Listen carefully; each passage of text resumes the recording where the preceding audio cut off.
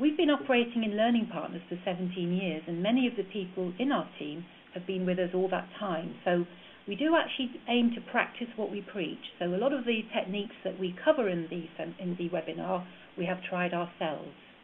We've also, in preparing the content, we've looked at the questions that you've sent in advance to make sure that we cover topics of interest to you.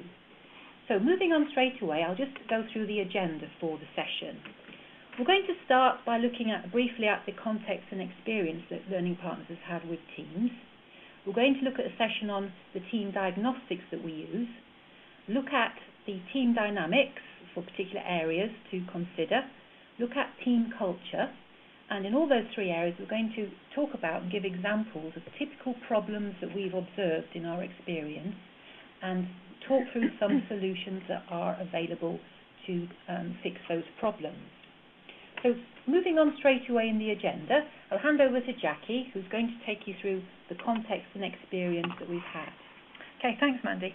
I've just tried to summarise on this slide really some of the sorts of experiences and clients that we've had and worked for. So on the first left-hand column, I think there's a pointer there at the moment, we try to identify the different levels of teams that we've worked with, starting really with boards and also quite interesting with public sector boards. So they have really quite a different dynamic in terms of the interplay between non-execs and executives, which can be quite interesting. So we've worked with executive teams and senior leadership ones, and some of the problems that they encounter are similar because they are clearly at sort of very senior levels in the organisation. But what we try to do as we move through the webinar is to identify problems that all teams have and problems that some teams have and differentiate them. So we work right from board level through to graduate level teams. And I think particular emphasis on professional and functional teams where we've done an awful lot of work, as you'll see in the next column. So the types of teams, what I've listed there are actually quite a lot of functional teams, and you can see from that we've worked with teams across many different industries and many different functions. And again, some of those functions have thrown up some interesting problems and challenges that you would say were unique, but very often they share the same sort of issues and concerns with us. And then finally, in the right-hand column, I've picked out some examples of different clients that we've worked with. So in the SAP area, this has been very much working with functional teams, for example, their consulting group in the UK and Ireland, and solution support. Bombardier, on the other hand, has been and still is an ongoing global project. So we've been working with project teams all over the world, and they have a particular challenge working with multicultural teams, with customers, manufacturing, design, engineering, often done in different continents. And that's been a really, really interesting project. And very enjoyable. Very enjoyable, yes, too. Nokia has been international work. As a contrast, though, Stockport NHS Foundation Trust is very much, obviously, a local set of teams where everybody is co-located, and that presents different problems, different opportunities. Davis Langdon has been UK-wide, working very much with graduates there, their graduate entry scheme. And then Hammerson Objective, slightly smaller organisations, but tackling the issue of working in two countries. So in the case of Hammerson, France, in the case of Objective, Australia. Okay. So moving on, what I'd like to do now is announce the first poll question so we can have some feedback from our audience. And the question is poor performance within teams affecting your business results? And we've kept the answer options straightforward, a yes or a no. So while you're answering that poll, I'm going to carry on with our description of the process to deliver performance. The first stage that we apply is diagnosing specific issues within teams in order to save time, money, and increase benefits of any solution that we put forward. And here I'd like to draw a medical analogy. For example, if you go to the doctor with a pain in your chest, and the doctor says to you, try all these possible solutions and medicines that affect your upper body, you might in fact feel quite overwhelmed by that suggestion and say no. Dead, actually. Yes, or it might kill you, absolutely. So really what we're saying is the more specific you can be about the particular problem, the more likely you are to find a solution, and it will take less effort and time to apply that solution, and the benefits then will be appropriate to your needs. I think, Mandy, what we often find is that we go along to clients and they say, we want you to do this, and this is a particularly specific piece of work, a one-day team event, etc. And you have to get beyond that and really dig down into the detail. Absolutely. What we're aiming for, I think, is minimum change for maximum results. We recognise that people are very busy in their day-to-day work, don't have a lot of time to apply complicated solutions, so we're looking really for them to apply a minimum amount of change. Therefore, the solutions that we apply come from a whole range of activities. It's a sort of toolkit of activities, some of which we use more often than others, some of which are quite specific to a particular team's issues. And then the very pleasurable part of this is measuring the results. And what I've put up here are some results that some of the teams we've worked with have stated that they've noticed. For example, one team of 15 people, on examining their meeting structure, decided that some of the meetings weren't worth it and stopped having them and rearranged some of their other meetings. The net result was each team member saved half a day a week of time, so the net effect was a saving of 30 days effort every month, so thereby increasing productivity. Another series of teams that we worked with in one organisation increased their production by 400%. And that was a huge increase in revenue from 6 million a month to 25 million a month, that's in euros, and achieving the highest profitability levels in the entire global division. Another client reported exceptionally high reliability of outputs produced. Other clients have said their relationship with their clients has improved from being an unhappy client to actually volunteering to being a reference site.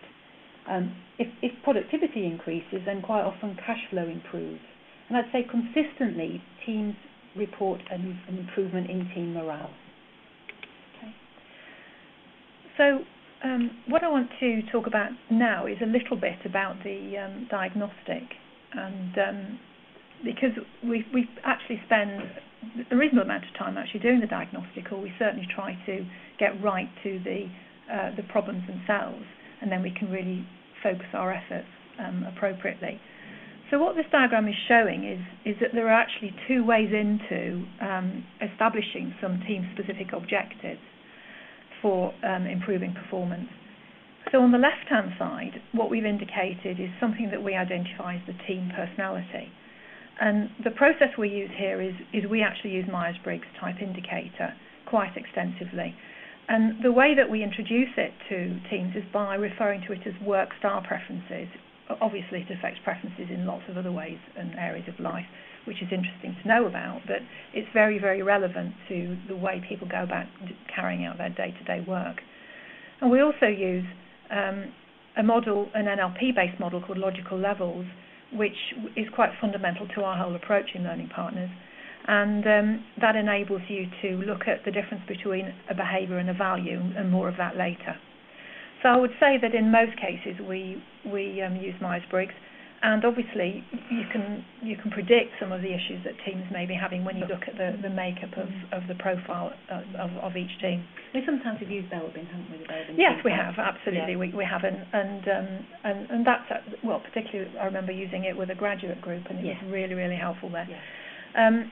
On the right-hand side of the diagram, we've indicated a team effectiveness questionnaire, and we tend to identify our analysis and in fact our solutions in terms of things that are to do with goals, roles and responsibilities, where obviously you want those to be clear, with methods and procedures, where obviously you want those to be efficient and fit for purpose, and then also an area of values, behaviours and relationships, an area which is often the bane of a team's performance, but people find it very difficult to do anything about or even understand.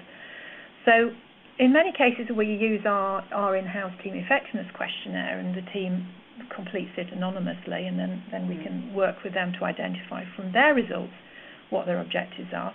But if we don't use a questionnaire, because not all teams want to, not all clients want to, then we use the subcategories of those three key headings to ask questions and do our fact-finding.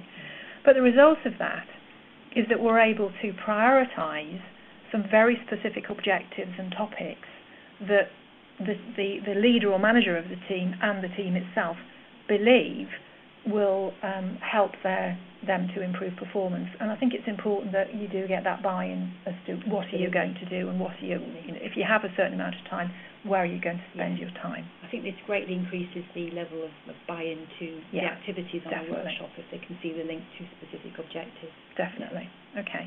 So do you want to give some examples, Mandy? Yes, I will. Here we've included some examples of some very specific objectives created from the result of using the diagnostics. And in fact, these answer the question, what do we want instead in the team?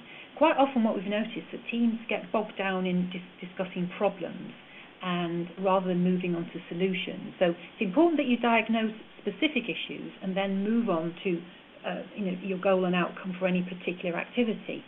So you'll notice here that I've divided these specific objectives into 3 different areas according to our team effectiveness model. The first one on the for goals, roles and responsibilities, quite often we have an outcome or objective for a team activity to clarify project goals or departmental goals and links between functional priorities, to clarify understanding of other team members' roles in the team, defining team vision, strategy and goals, and clarifying sub-team goals and align with the team and the division. Now, these are very specifically worded because they meet specific requirements for each team. And in methods and procedures, quite often we have issues, for example, looking at the third one down there, in prioritising within the team, that team members, when they make the decision for the benefit for the team and not just for their individual role or function. So that's quite a fairly common one. Some teams want to agree meeting format and meeting structure, but that's not always the case. Now, looking at the third area, one here is align leadership style of team leader with the expectations of the team and understand different leadership styles. We often see this coming up as an objective when there's been several changes in team leader or project manager. So this is quite a common one. But the key thing here is to make sure that the specific objective meets the requirements of each team. And I just want to emphasise that this is just an example of lots of different types of objectives that we come across. So we've tried to pick out some of the more common ones. Yeah. So moving on now to the solution. Okay. I think the first thing I'd say here is to address, I guess, a common misapprehension or something that we hear a lot, which is that when organisations talk about team development, or it's often called team building, often the first thing that they think about is some sort of social jolly. And whilst I'm not criticising those at all, I'm not undermining their value, the sort of things that we're talking about today are actually not about social events. Quite often our events will have a social element to it, which is really very important. We enjoy very much. And we do enjoy them, yeah. But it's more about really doing real work in the activities. And so we tend to find that if we're doing some learning with the teams, for example, there's one of my favourite techniques is something called chunking, which is an NLP technique. And you can teach it to a team, but they really need to use it straight away in some work-based decision-making, or actually we use it extensively in identifying both roles and objectives and project goals, etc. And communicating. And communication. So, it's really important that you're workshopping. In fact, we usually refer to our events as workshops. So you're workshopping real business issues, and then it's more likely you're going to get buy-in from the senior management for the event. Another area is in terms of, as well as getting the team together for these sorts of workshops, some of the things that we do, which is really very helpful, is facilitation of key meetings. And this is particularly important where there may be conflict within an organisation, because we're able to address the conflict. Or another example is when people are trying to make very strategic decisions about the direction the team is heading, or etc. And where you want everybody to be able to participate without having to worry about the process of the meeting, or where people are drawing erroneous conclusions about power and going down rat holes. Absolutely. So there's a whole range of things that we would say was there in our toolkit. a couple of them I think are particularly important, and one is the whole concept of having some coaching for people who are perceived to be difficult, or actually people who are having a difficult time. And quite often on our events we might take someone to one side and do some coaching or arrange for coaching afterwards. And then on the coaching theme, there's the idea of having a team coach, or what we refer to as marriage guidance for teams. Yes, that usually puts the point across quite clearly. Yeah. And so we have in a number of organisations managed to persuade them to identify team coaches who aren't, it's best if they're not aligned or have a lot to do with the teams themselves, but are respected individuals. Yes. Albeit we do find that internal team coaches are much less comfortable at addressing some of the conflicting behavioural things that we come across. But I do think that's an area of great interest for internal team coaches to develop their own internal skills. And definitely. I think we've acted as team coaches for a number of different teams as an external. But the downside of that is you don't necessarily know all the internal strategy of the organisation as well as an internal coach would. Yeah, absolutely. So there's a range of things that we do. Some of them are probably sort of quite obvious, but you need to be able to respond to whatever is the presenting problem. So in some cases, teams are actually inhibited by the environment around them in which they're functioning, and so the increase in productivity or saving costs, etc., comes from changing the environment itself. So we may get involved in helping organisations do some restructuring or the way they communicate their strategies, and actually that, as we'll show later on, that's where knowing the personality of the team is really helpful. Yeah. And then in some cases we've even helped people to recruit key team members. Okay. So I've just put up here a selection of some of the feedback we've had from different clients. I'll read some of them out. The first one's from the president of a division in Bombardier Transportation. He said, "For me, a strong team has a far greater impact on the business than any amount of change in process. A strong team can achieve anything, and being part of that team is a great place to be." This was a great advantage, having someone very senior in the organisation being a role model for good team interactions and good team performance, and in the role of a leader of a team. So this actually creates a great example further down the organisation. Yeah, he was a really good leader. Yeah. Very good. Another quote here is from a manager of the project management office in another division within Bombardier Transportation. It's very, very kindly said, "I have no doubt that using learning partners to help us improve the effectiveness of our teams is the single most important and beneficial improvement initiative we have in our company right now." I must admit, when I read his email, I was bowled over and delighted with hearing that. Of course, that's a project that Mandy was working on. Yeah. I can point out.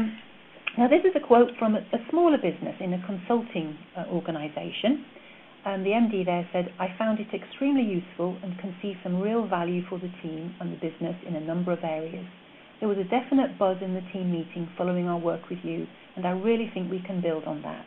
Could I just make a point here that you find that when people express the results after an event, it can be, quite often it can be in possibly an area you might describe as a bit more emotional in terms of the relationships, the morale, the feeling. But we would really emphasise that you can get some pretty good structural and process development, and something that actually links to some pretty good concrete business results as well. But I think one of the things I've observed is that when you have this sort of strength of motivation and commitment to a team, and people feel they're working in a cooperative way, it's almost like taking your car down to the petrol station and filling up the tank for free. You're able to do so much more with less effort. Yeah, and that's in current working environments, that's a real advantage. There's a couple of comments here on understanding one another. One lead engineer from a functional team on a global project said, "I came away with a much better understanding of some of my colleagues and myself." And another quote here from another team coach, this is within Bombardier, he said, "Getting the team to understand and discuss their differences and where the gaps are has had a huge positive impact in improving the cohesiveness and morale of the teams." Okay. Move on to these. Do you have the pose on here? I can't see that. Okay, so in terms of team dynamics, Mandy, you're going to introduce that topic. When we actually planned the webinar, we thought it would be useful to look at where the kind of issues occur.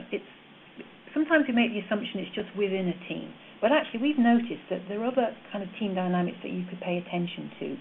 Sometimes between executive boards and non-executive boards, between the team leader and the team, particularly if you've had a change of team leader, between individual team members, but also if you have a structure where you have teams and sub-teams, where sub-teams deliver to other teams, that can be an area of issues.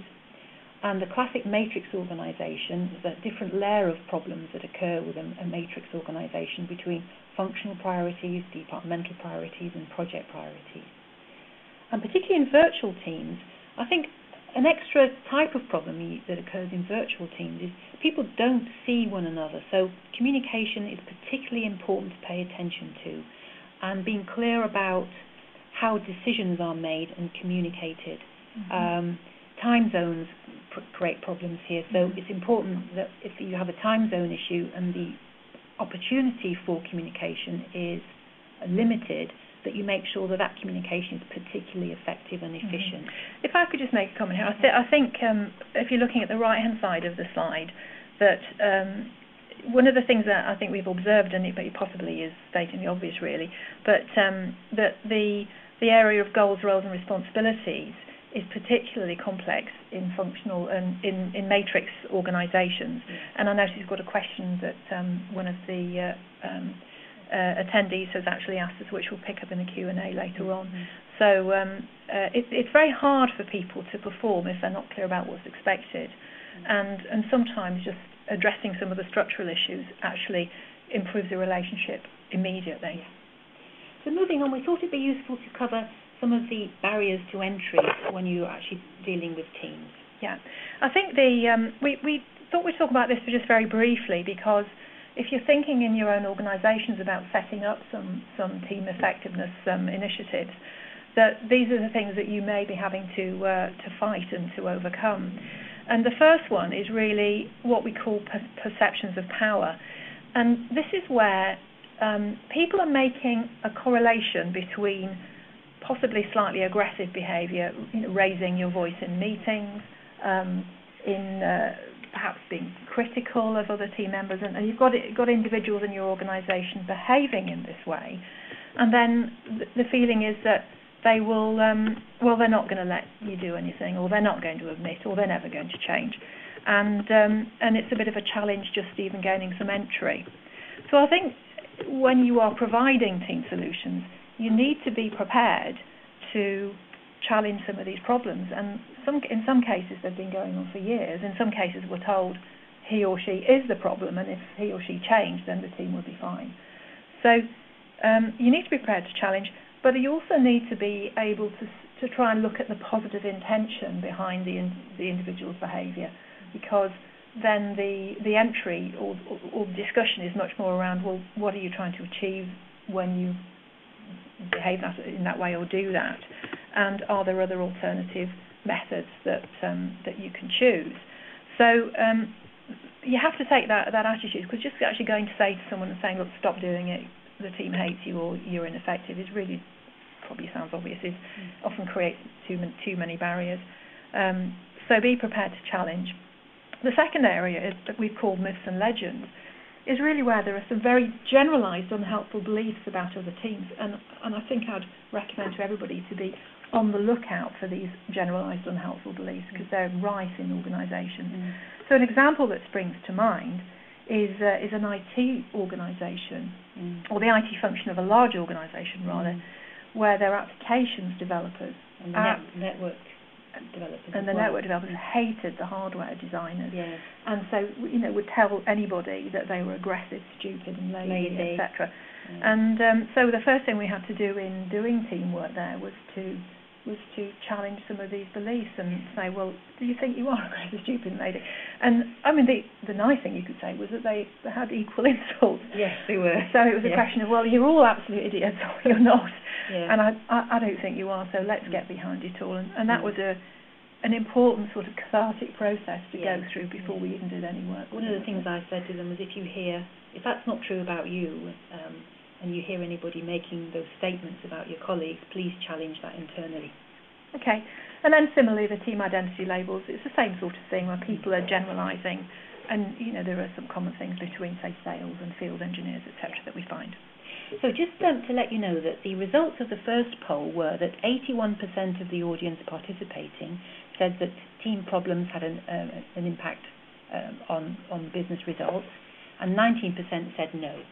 So I'd like to announce the second poll question, which is, have you got a tool that accurately pinpoints the specific issues for each individual team? So the second poll is opening now. Have you got a tool that accurately pinpoints the specific issues for each individual team? That's yes or no. So moving on to a little bit more description of problems and solutions. What we've done here is put together some of the typical problems that we notice in the areas of goals, roles and responsibilities firstly, and I'll talk about the two together. The first one is lack of clarity about roles and responsibilities, and the second is lack of engagement with the big picture. Quite often these occur together, and we have a technique called role profiling, which uses a pie chart technique, which is very fast. It engages the whole team, and the results of this throw up gaps, overlaps, particular handover points between roles, and it looks at engaging the team in their role with the bigger picture for different levels, either with the team or perhaps with the departmental level, or even with the whole business, and sometimes even to client base. So this is a very quick technique and really engages, and it feeds into greater decision making. I think there's just one point there that I'd like to emphasise is when you're doing this process of putting the pie chart of the ideas together, is you're focusing on what do they agree on rather than what do they disagree on, or what the areas of difference, and you're also trying to get the labelling to be consistently understood. Yes, absolutely. In the area of methods and procedures, quite often we get people saying they have problems with poor decision making, and here we've got a technique which develops a team decision grid, which enables the team members to clarify what are the team priorities, and if you make a decision, that it balances your individual role priorities with the benefit of the team. And that means that you can be represented in team decision making even if you're not in a particular meeting, and it's easier to communicate decisions onwards and get greater buy-in. I've got a specific example of that I can just mention briefly. It was a software organisation, and what was happening was that when a decision was being made in, say, the project management developing part of the business, they weren't including some more sales-oriented criteria in their decisions, and vice versa. So by introducing a sort of comprehensive decision grid for the organisation, it meant that people always took into account a much wider range of factors when they were making decisions, and I think this particularly addressed what people term as silo thinking. Yeah, definitely. It sort of knocks that on the head. And silo thinking often causes a clash of priorities. So again, the team decision grid is an important technique here. And looking at team values is quite a good way, a good technique to use.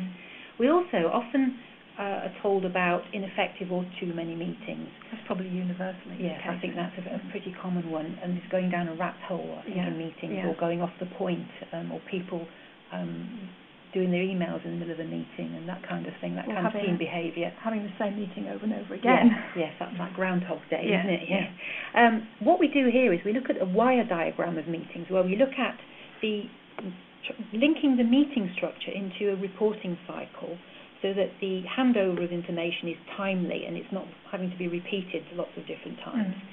Really looking at a series of proactive meetings and therefore fewer reactive meetings, which tend to be the ones that cause stress in organisations and teams because they're ad hoc and they're unexpected, and then people have, the to-do list gets longer and longer, and they've got rushing from one meeting to another, and they don't have time to prepare for meetings. So knowing that your meeting structure, the way they interact in a team, is purposeful, is much more effective. I think the other thing I'd add to that really is if you link this to sort of levels of authority and through to the role profiling areas, you're able to say what meeting is a decision-making meeting and who actually can make the decision and about what. So you can build that into the terms of reference for meetings. And the final one here is looking at improving communication, where we have a specific communication exercise which tries to pin down the information that's necessary to pass on to one another, because being asked to provide too much information often creates a feeling that you're not trusted by your team members. Just to let you know, the poll results for the second question are in, and 25% of the audience say they have a tool that accurately pinpoints the specific issues, and 75% said no. So it could be something that would be of interest. Okay. So moving on to the third area of team culture. This one really is just an introductory slide because we're going to come on and talk about some of the points in a bit more detail.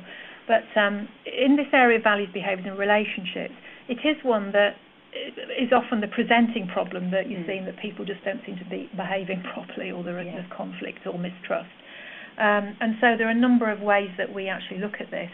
But the aim of the results from this sort of activity is pretty much conflicts resolved and relationships strengthened, trust is built, etc. There are lots of different ways of describing that, but people just get on better, and then they get things done faster, I suppose I would say. So on the next slide, it's just to introduce to the approach that we would use, that we would call team personality, and I've referenced it earlier on, but it is the use of Myers-Briggs. So the way that we use Myers-Briggs is perhaps slightly different. Well, we're told it's different when people have had other Myers-Briggs workshops with other organisations, but we focus very much on the values behind Myers-Briggs, and we've done our own research here, so we can predict the values, and in fact the conflicting values between key preferences, temperaments, and then hold types. But just to give you an example of this, a classic thing we come across is when you have a lot of extroverts in a group, they very often have too many meetings because that's their preferred work style. They like to talk things through. They think openness, involvement and engagement is important. And also, you find that with a lot of extroverts, they often have issues that they would say is where they feel that other team members aren't engaged or on board, and it's just a simple misunderstanding about the way preference works. So Myers-Briggs is a really fundamental platform for linking behaviour with values, because we use our values to evaluate one another, and therefore it's linked to trust and confidence and all sorts of things. So moving on, before we go into the next area of team culture, I'd like to announce the third poll question, which is: do personality clashes cause problems in your teams and have a detrimental impact on team performance? Okay. So in this diagram, we've shown you a piece of work that we've done which goes down very, very well with teams, particularly teams where the team members see themselves as very logical. So, for example, in technical organisations, it's very, very popular, because what it enables you to do is to look at people's emotions logically. So we call the values the emotional logic of an individual, and suggest that you need both rational logic and emotional logic, or to understand them both and the interplay between them. So we've given you in this diagram, parts of the typical values that we've identified for an ENTJ and an ISTJ. So it's part of the pyramids of values.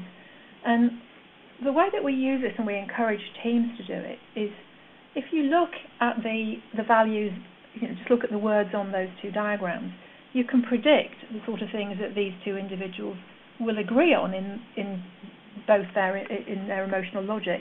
So, for example, they're both likely to have an interest in quality, effective systems from the ENTJ on the bottom right, and efficiency from the ISTJ, sort of towards the middle of the right-hand side. But they will clash, and they're predictable in their clashes. So if you take the drive of an ENTJ, the wanting to be right about what they're doing, some of the aspects of complexity, and then you find them trying to create innovation and push innovation or strategic direction, and then the ISTJ worried about the stability of and the impact that will have on when change takes place. So we can say, look, that's predictable if you understand it, you can identify it, you can talk about it. Depersonalise it, absolutely.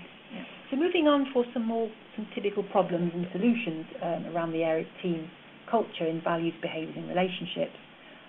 Some of the things here affect sort of behavioural change. So where there are, for example, too much detail in meetings, we apply the chunking technique. When some team members don't contribute in meetings, that's often a result of work style clashes, and we can show people about group rapport and better meeting behaviours. We've got a feedback model which actually helps people surface and tackle problems that people feel uncomfortable about raising, but in a very constructive way. And a key area that we find in lots of teams is blaming others and lack of trust. And here we use empathy, demonstrate to people how to show empathy to one another. If you show empathy and see it from the other person's point of view, it's quite difficult then to blame them for things. And this has been a very powerful technique, I think, particularly with teams that are not co-located, where you have a team and sub-team structure or virtual teams. As Jackie mentioned, understanding personality clashes, we call them work style preferences clashes. So it's sort of fairly obvious that these things these problems are going to occur. And these actually make a huge difference to the feeling of cooperation within a team, and therefore whatever process you apply is likely to be better taken on board. Yeah, I mean, we're able actually with what we call red and green zones to predict what these clashes will be, and then that surprises people that they're actually predictable as individuals. And just another quick pointer that, in fact, Jackie did a lot of research into this, and I'm ashamed to say I didn't know it was you that did it, and I kept saying this, I didn't realise it was you, so apologies there. But what we've noticed about the way teams drive their focus of attention is that if you have a team where the majority of people have shared these two preferences in Myers-Briggs terms, for the detail and being planned and organised, this sort of area here is their typical focus of attention, so that's where they put their energy. They'll have a 3-month window, typically looking forward. With highly planned and highly structured. Whereas, so the second example is where, and what springs to mind is a manufacturing organisation I did some work with, and the board were of the belief that nothing ever changed, and they were going through Groundhog Day. And I went to facilitate a meeting there, and what was obvious very quickly, because I'd actually done a pretty tight plan for the meeting, was that there were a lot of NJs and NPs who were the most senior and also the most expressive and noisy members of the group. A lot of extroverts. And what they were doing was they were arguing and debating about terminology. They were saying yes to one another, but what became obvious was that they were saying yes to their own view of what they were saying. They weren't saying yes to one another. Oh, I see. So, and what they weren't doing was actually, when they had said that something was important, they weren't chunking down. They weren't going to specifics. So they'd say yes to a misunderstood or very highly complex concept, then walked out of the room and it didn't happen. So just showing them this diagram, they sort of had a massive aha experience. And then the final one was a group of surgeons, which was very interesting because they were mostly SPs in their preference, and one myself, so I related to this. And so they were great at coming in through the night, saving lives, worked very hard, but the operations director of the hospital was tearing her hair out because they wouldn't start a list on time. And she thought they were uncommitted, and they were very offended by that sort of perception. So really what you're saying here is actually understanding the positive intentions behind the behaviour because of their preferences, and not that they're doing it to be awkward. No, absolutely not. And it's also about having realistic expectations about people as well. So moving on to an area of team motivation and actually team resilience, I think there were some questions around downsizing and restructuring. What we're looking at here is tapping into the energy within a team, and one question was about positive and negative energy. What we often notice is that there are people motivated by moving towards solutions, so that's what they talk about in their language patterns, and people who are motivated by moving away from problems or mitigating risk, and that's what they talk about. And we tend to drain one another's motivation, so we're described as positive and negative, blocking and so on. So we use a number of techniques. The feedback model I mentioned earlier, using a SWOT analysis is a great way of getting a balance here, or facilitation in meetings in order to balance this energy which is misunderstood and has a huge impact on people's motivation in a bad way if it's not understood. I think as soon as people understand that there are such things as language patterns and different motivation directions, they again have this sort of big aha moment and then stop labelling one another as sort of cockeyed optimist or just negative. One example of us thinking about a particular board where I think 10 out of the 11 had a strong preference towards motivation, towards success or meeting targets and so on. And yet most of the meeting was spent talking about problems. So the level of irritation and demotivation increased rapidly during the board meeting, and we were sort of dysfunctional. So by balancing the amount of talk, at least talking about some successes and things that were going well first, enabled people to feel that we weren't just wasting all their time. And then looking at resilience very quickly, using empathy and rapport, looking at particular stressors for individual team members, looking at individual values, what motivates people, making sure that we give one another feedback of what's going well as what could be done differently, what problems need solving, and encouraging team coach and coaching within a team really increases the resilience. And I think a personal belief I've formed over the last few years is that empathy is the glue that sticks teams together and makes them strong in difficult times. And I think there's some absolutely fantastic research into stress management through Myers-Briggs that we often use. So the final sort of slide in terms of techniques here really is again on the area of culture, and it's the use of emotional intelligence and the work done by Daniel Goleman about leadership styles.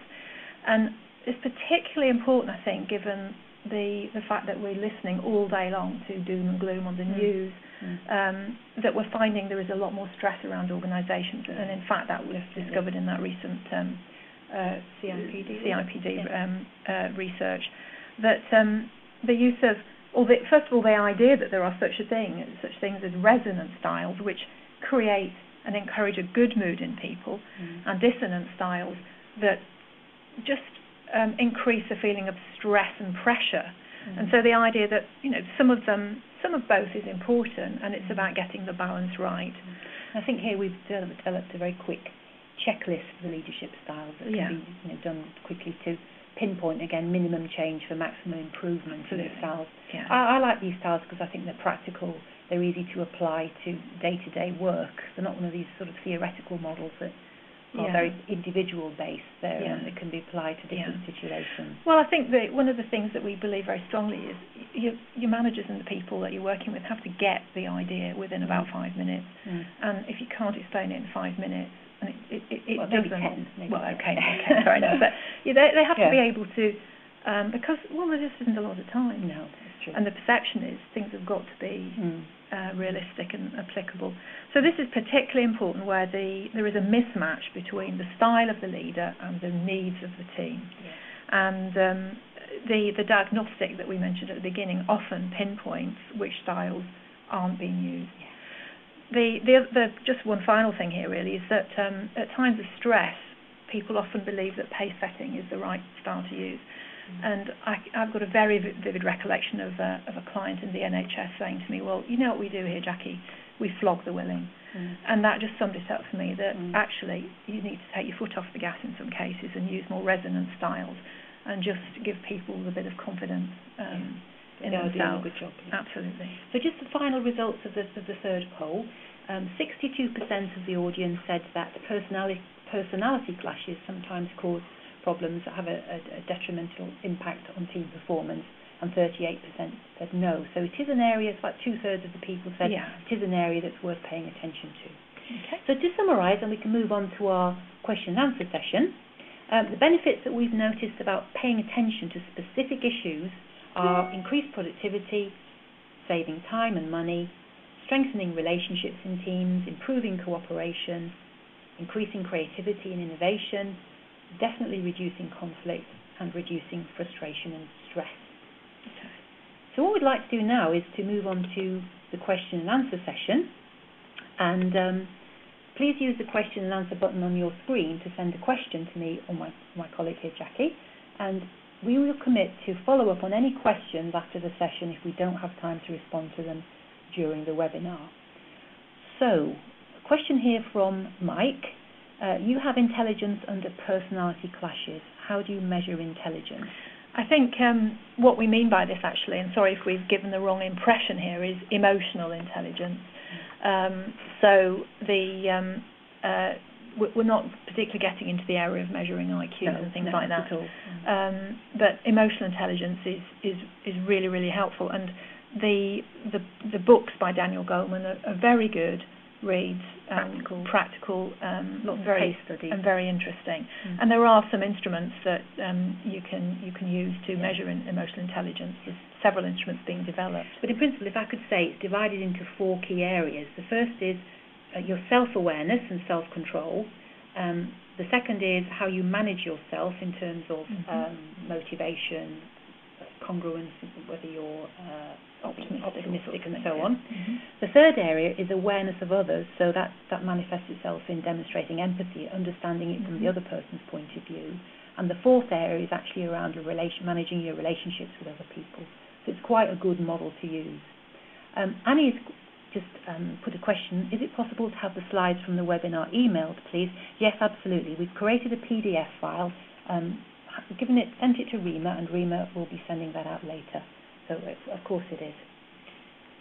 Now, one question that we had sent in prior to the webinar we'd like to answer here is, how do you approach a senior leadership team where you can see the dynamics are poor, but where they and the leader of the team are not addressing the issues? I think we've been asked that quite a number of times, haven't we? Yeah. Do you want to answer that, Jackie? Well, I can. I mean, I'll try and generalise, although each example is possibly specific. And I think it depends a little bit as well on who you are in the organisation and your own relationship with the leadership team. So from an HR point of view, if some of you are HR people listening in, which I think you are, I think that one of the key roles of HR is to act as a sounding board. But you may need to come into the issue with in a slightly sideways way initially. And so I think that looking at how are decisions made, so asking some apparently simple questions. Who makes decisions? When are they made? How are they implemented? How much time does it take? Do you ever feel that individual decisions that you've taken are not implemented because of other people? I think it's breaking down the situation from the conclusion, which may be they're dysfunctional, to, well, what specifically am I seeing? And raising those sorts of questions in a non-confrontational way is often the entry point. We just had a question about 360-degree reporting, and absolutely, I mean, in many cases, a 360 will throw up dysfunction in teams that it's hard to identify without the data. And the interesting thing about questionnaires, I've always found this, is that people believe them as if they are some sort of massive scientific word, but it's only reflecting the information that people have put in. Yes, but it does seem to raise the credibility of the results. I think it makes it objective, and I think one of the things I'd say here is that you can't go into a senior team and say you're all dysfunctional, you're aggressive. You can't go in and blame them for things. There's no motivation to address it. But what you can do is say, we've observed these behaviours within the team. So, for example, executive meetings are overrunning, they're not necessarily addressing the key issues, and the consequences of that are that there's a level of stress and frustration in the team that we've observed, and the net effect is that this sort of feeling of frustration is resulting in maybe not as clear communication down through the organisation. People are seeing these behaviours demonstrated by the executive team and thinking it's okay to behave in that way themselves. So it is important to get the idea across with senior exec boards that they are actually this old chestnut, the role models in an organisation, but people learn far quicker from seeing other people demonstrating behaviours than they do from just being told about them. Absolutely. So I think it really is important to understand the value of being a good role model. If you're doing any team effectiveness activities, by all means start with one team and then roll it out. but I think you do need your executive team's buy-in to any intervention. Yeah. That's a roll-off when we've played in organisations, isn't it? I think the other thing is you may get, executive teams in particular are quite interested in the latest research. So there's quite a lot of work about resilience now, about employee engagement, and I think this is all terminology that you can use to make it more business focused and therefore more acceptable. So I think I would read up on those sorts of areas and then challenge the intellect of your senior team to look at it. And I hope that the webinar, the slides that we will send out, looking at the type of results you can achieve by making your team more effective, really do open your eyes as to it is a key area to spend attention on. Okay. We've got a question here: how to keep team performance within time of changes, i.e. a restructure. The change is a really interesting area, and it's one where we found that our work in looking at values and also, you may have spotted some NLP language patterns in here, has been really, really helpful in describing reactions to change in a very logical way. So an area that we use here a lot is looking at the 4 temperament groups that the Myers-Briggs work, that David Kearsey's work has actually identified. And we've done additional work in the values of those things, behind those preferences. So I think the first thing is to say is that you need to have a plan. You need to understand that people will respond and react. So there's lots of good change models out there. The change curves are useful. Change curves, all sorts of things, change housework. So I think, again, this is an area where even if you don't get the opportunity of doing Myers-Briggs with everybody, but actually getting up to speed on those temperament groups and reading about them means that you can perhaps identify groups that are suffering and groups that are going to respond, because some people love change, some people find it very threatening, but you can't just assume that people who don't like change are negative or blocking. Look at their positive intention, that if they were going to commit to keeping results high, that they absolutely need to understand the purpose of change before they will decide it. A key tip that we give organisations is, as well as talking about change, you need to talk about what's staying the same. And I remember being in a workshop with for the NHS, and there was a consultant there, and she was an SJ Guardian type in Myers-Briggs, and she was just saying, I just feel dreadful. So I just said, well, look, what's going to happen is you're still going to have hospitals, you're still going to be having, carrying out operations, there'll still be a nurse doctor career framework, there'll still be this, there'll still be that. Now, and I wasn't in a managerial position in the NHS, and I said, have you thought about that? And she said, I feel better already. So it was just, stunning really how just getting people's mindsets onto what is staying the same, what can I rely on, and just calms and settles people down. And by SJ, just to clarify, that her preference then was for specific detail in starting in the here and now. That's where her focused attention was. Focusing back to where she felt comfortable, and then describing it in steps, logical steps moving forward. And knowing what the plan was. Knowing that there was a plan, that you're moving from where you are now to where you want to go. It's not all just suddenly going to change. It's a great way of reassuring people. One thing that we found very, very helpful, I have to say, some teams have come to us and said, we're completely demotivated. All we hear is bad news. The team motivation is just really dipping. We've done a 5-minute exercise with them where we say, let's just brainstorm. What has the team done well? What are the team's successes? And we've ended up with a couple of flip charts. There's lots of different points, and the team motivation's just gone up. And we said, publish this list to people around you to let them know that these are the things that are working well. And it really changes the sort of state of mind, the mindset, the attitude, how you feel about it. Increases motivation enormously and very quickly. I think just the final thing I'd like to add there is to tell people what you know and tell people what you don't know. Absolutely. Another question then we've had prior to the webinar was, is it useful to put your positive energy in co-workers with negative energy? We touched on this before in terms of motivation. It's very important to recognise that some people are very motivated by addressing problems. They look for the problems first. They talk about things they don't want to have. and then therefore they're motivated to take action to avoid it. Now, what that sounds like to people who are more motivated by looking at solutions is negative energy. It's almost like somebody's chucked a bucket of cold water over your head when you hear this, and it increases your irritability, and it sounds very negative.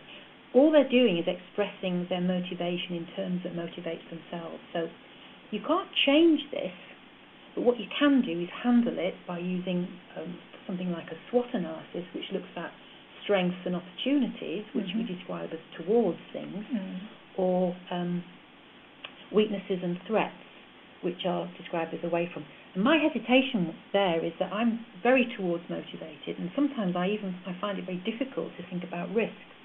So what I really value about my colleagues in our team is that, some of them are more away from motivated, and I see it as a benefit to talking to them, that they're looking at potential risks and problems that don't even occur to me. But we always make sure that we finish on discussion of what we're wanting to achieve, the objective or the goal, so that everybody goes away feeling motivated. That's important to end on that. Absolutely, and I think just a point for me really is that it's important in that situation to show some empathy with the person, but then there's a fantastic question, which is, what do you want instead? But not what do you want instead, which is, in a threatening tone. That's why the empathy is the starting point. I can see that that's really troubling you. I can see that that's perhaps frustrating you. What do you think is going on here? And if there's an issue, what do you want instead? And let's focus on that, but it's about building a bit of rapport and moving people away from to towards in a very measured way. Okay. Well, I can see that it's come to time is 3:15. So over to you, Rima. I think we've answered all the questions that have appeared. We've got some on the sheet. I don't know. Oh, okay. Oh, yes, that's it. Yes, I see another one there. Last one here is: can we cover poor team performance because of a matrix organisation where no concrete roles and responsibilities exist? I think here, what we've touched on this once or twice in the webinar, but what I'd say to summarise here is that it's important to start with one team, to clarify the roles and responsibilities for one team. If you use a straightforward technique like the role profiling technique we mentioned, and the output of that are pie charts with key responsibilities demonstrated, you can publish this not only within your team, but outside your team. And then, because in our working memory we can only process between 6 and 9 pieces of information in any one thought process, so for example prioritization, it's no good publishing a great long list of activities or tasks and trying to get people to understand that. We need to actually describe the key important areas in our role or in our team, in our department. For example, it might be goals you're trying to achieve, or it might be areas of responsibility, so that people can look at that picture and that diagram and get an understanding of the role very quickly, and therefore see how these roles, for example, fit in a process.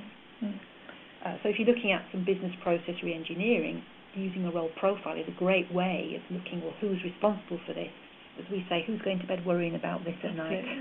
I think actually I was very interested by this question because I've sort of sensed a feeling of frustration that no concrete roles and responsibilities exist, because I really emphasise with that, because we've heard that a lot, haven't we, in matrix organisations, but I have this really basic thing, assignment that says, well, how do you know what to do if there are no concrete roles? It's massively inefficient from a business point of view to be vague and ambiguous, and we often ask a question when we do performance management workshops: are you clear about what's expected of you? And if you're not clear, clarity meaning you and your manager have the same perception, then you just put that percentage. So supposing you're 80% clear, you put 20% against your effort is potentially wasted or going backwards. So to me, there's a very, very valid business argument in just nudging organisations to be more concrete and to identify, here is my role, and also this is my role and this is what my role is not, which is a grey area that's sometimes left undone.